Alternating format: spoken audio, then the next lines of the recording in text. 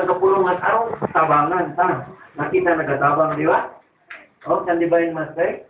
Tao na, gitukod ning kapulungan na aron tabangan na to.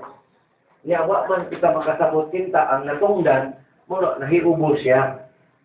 Muna nga ang Romanian International, ang gibuhat ni Sir, para usab nga na sukli ikatabang sa ato, kay ang sarubingan, ani ang sarubingan, ako lang i-reason sa agad. Ang sarubingan, kung pila ang imong natabang, o sulod sa imong passbook, halimbawa, ang sulod sa imong passbook, white ka na, niabot na o 10,000. No? Di kalikayan, kaya ang mga tao, itang mga katawan, nakalimutan ng puyo, ang tanan at sumandyado. Pagsumay niya sa opisina, ang iyang passbook na abot o 10,000, na kay 10% man ang ibalik, so ano na lang makuha nga 1,000 ni mo. Diba?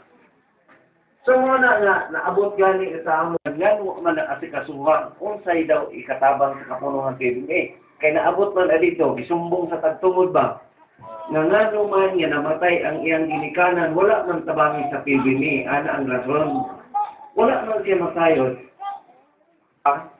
Nga kinahanglan magbuo si Sir o usa ka buo nga para lang yun sa mga tao nga itabang.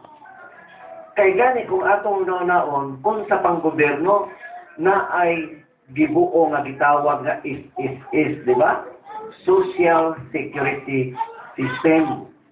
Na para pobre man ka o professional ka man o dato ka man, pwede ka mahulog sa SSA. Naapoy gitawag nga GSIS.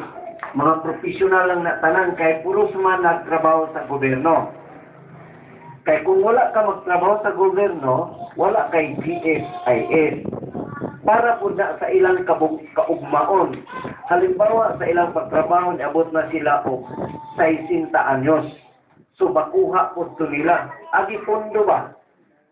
Ang is po, wala kay grado, kung nakay grado, kung hulog kang is, pag abot mo ning og 60 o 10 years, pag-deposit nimo sa is, kay is, 1 month. Depende, ang kinaubsan ka mo sa SS, 312. Una'y kinaubsan.